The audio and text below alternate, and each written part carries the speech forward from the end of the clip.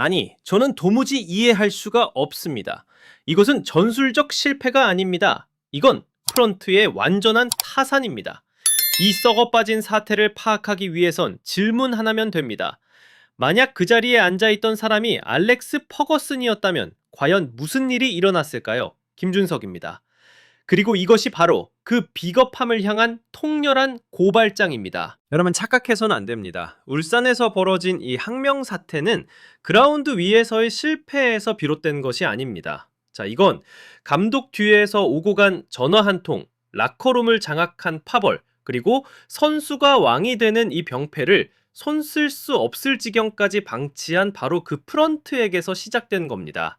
그들은 성적 부진이라는 핑계를 댔을 뿐입니다. 자신들이 이미 구단의 통제권을 완전히 상실했다는 그 부끄러운 진실을 덮기 위해서 말이죠. 자, 울산을 심판대에 올리기 전에 우리 모두 꿈의 극장으로 가서 아주 기본적인 교훈 하나를 배워야 합니다.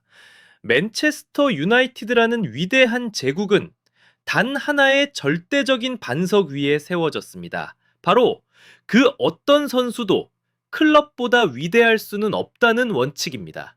그리고 그 철의 원칙을 지켜낸 수호자가 바로 알렉스 퍼거슨이었습니다. 데이비드 베컴. 예, 바로 그 데이비드 베컴입니다. 전 세계적인 아이콘이자 축구계를 넘어선 하나의 문화현상, 말 그대로 구단의 황금알을 낳는 거위였습니다. 하지만 경기 결과보다 그의 헤어스타일이 더 큰 뉴스가 되었을 때, 팀 훈련보다 그의 광고 촬영 스케줄이 더 중요해졌을 때, 그리고 마침내 그의 자존심이 감히 감독의 권위에 도전하기 시작했을 때, 자, 바로 그때 퍼거슨이 어떻게 했습니까? 프런트와 상의했냐고요? 구단의 상업적 가치가 떨어질까봐 걱정했냐고요?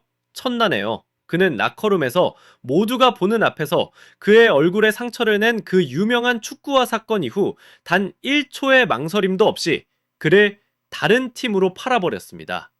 여러분, 이건 결코 단순한 분노 표출이 아니었습니다. 이것은 다른 모든 선수들을 향한, 그리고 전 세계를 향한 하나의 선언이었습니다. 이곳 맨체스터 유나이티드에서는 내가 바로 법이고 클럽이 바로 왕이다 라는 것을 똑똑히 보여준 겁니다. 어디 베컴뿐이었습니까? 아니죠. 로이킨, 메뉴의 심장이자 영혼, 주장 그라운드 위의 지배자, 정말 그 자체였습니다. 하지만 그런 그가 구단의 공식 채널인 MUTV를 통해서 공개적으로 동료들을 비난하고 감독의 영역을 침범했을 때, 자, 퍼거슨은 어떻게 했을까요? 그의 공로를 생각해서 기회를 한 번 더 줬을까요? 여론이 무서워서 망설였을까요? 아니요.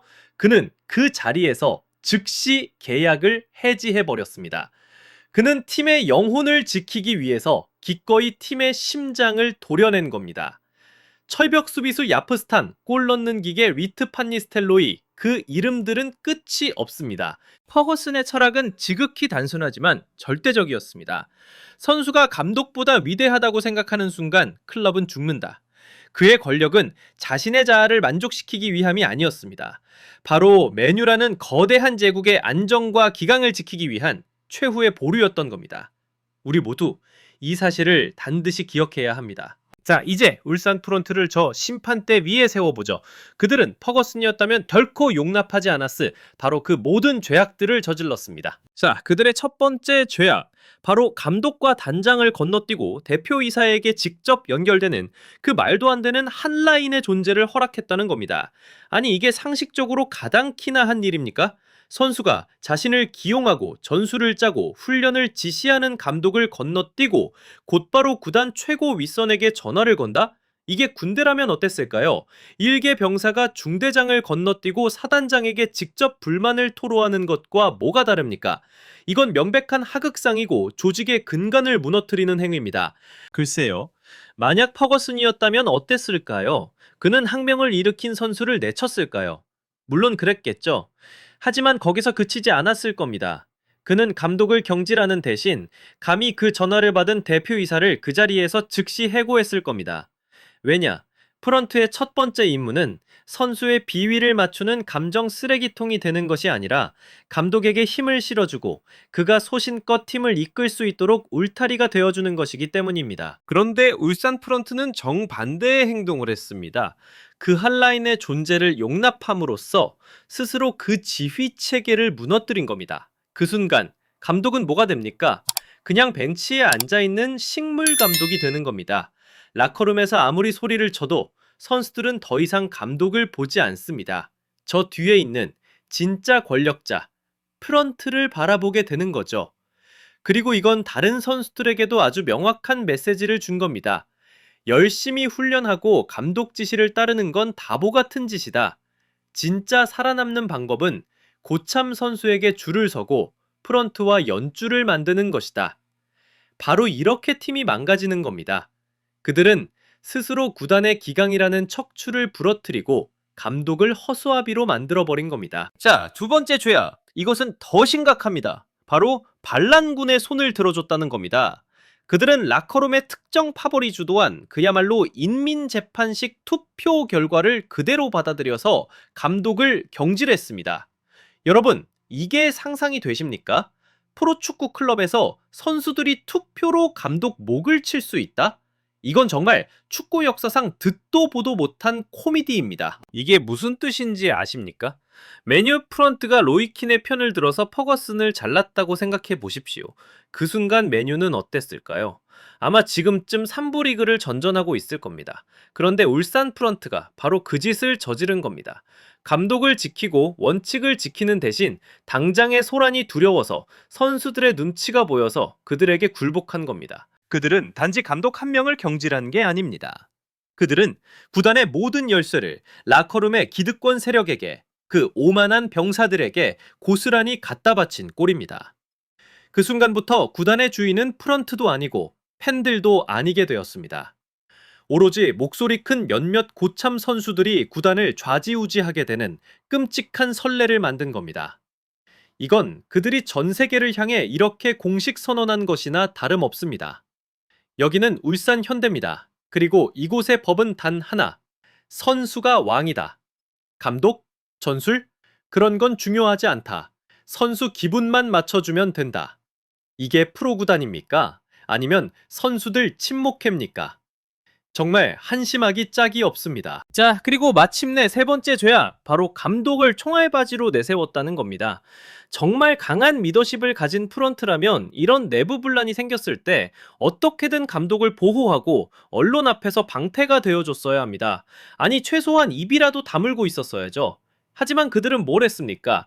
선수단 항명이라는 치부를 감추기 위해 성적 부진이라는 아주 편리한 핑계를 끌고 나왔습니다. 그리고는 신태용 감독 혼자서 수많은 기자들 앞에서 이 모든 비난의 화살을 다 맞도록 내버려뒀습니다. 이것이야말로 경영진이 보여줄 수 있는 가장 비겁하고 가장 무책임한 행동입니다. 그들은 자신들의 무능함과 나약함을 덮기 위해 감독을 인간방패로 삼아버린 겁니다. 그 순간 그들은 더 이상 구단을 책임지는 경영진이 아니었습니다. 그저 숨어서 상황이 끝나기만을 바라는 겁쟁이들이었을 뿐입니다. 자, 이제 핵심을 이야기해 봅시다. 만약 울산의 감독이 알렉스 퍼거슨이었다면 아마 이 항명을 주도했던 선수들은 그해 겨울 이적 시장에서 당장 짐을 쌌어야 했을 겁니다. 그리고 만약 프런트가 감히 여기에 개입하려 했다면 아마 그들 역시 퍼거슨의 분노는 물론이고 팬들의 엄청난 저항에 직면했어야 했을 겁니다. 차이는 감독에게 있었던 것이 아닙니다. 신태용 감독은 옳은 일을 하려고 했습니다. 진짜 차이는 바로 프런트, 경영진에게 있었던 겁니다. 메뉴의 프런트는 클럽을 지키기 위해 감독의 권위를 지켜줬습니다. 하지만 울산의 프런트는 당장의 평화를 사기 위해서, 그 어린 왕자들의 비위를 맞추기 위해서 감독을 희생시켰습니다. 결론적으로 울산에서 벌어진 이 항명 사태는 신태용 감독의 실패가 결코 아닙니다. 이것은 클럽의 가장 기본적이고 신성한 원칙, 그 누구도 클럽보다 위대할 수 없다는 그 원칙을 망각해버린 프런트를 향한 마지막 경고장이자 지울 수 없는 치욕입니다. 그리고 그들이 그 원칙을 잇는 순간 그들은 더 이상 경영자가 아닙니다. 그들은 그저 선수들에게 휘둘리는 꼭두각시일 뿐입니다. 오늘의 실패는 정말 값비싼 교훈입니다. 하지만 저는 믿습니다. 비 온 뒤에 땅은 다시 굳어질 겁니다. 왜냐하면 우리 모두가 한국 축구를 사랑하기 때문입니다. 지금까지 저 김준석의 관점이었습니다. 여러분은 어떻게 생각하십니까? 댓글로 남겨주십시오. 그리고 가장 뜨거운 분석을 놓치지 않으시려면 좋아요와 구독 잊지 마십시오. 다음에 다시 뵙겠습니다.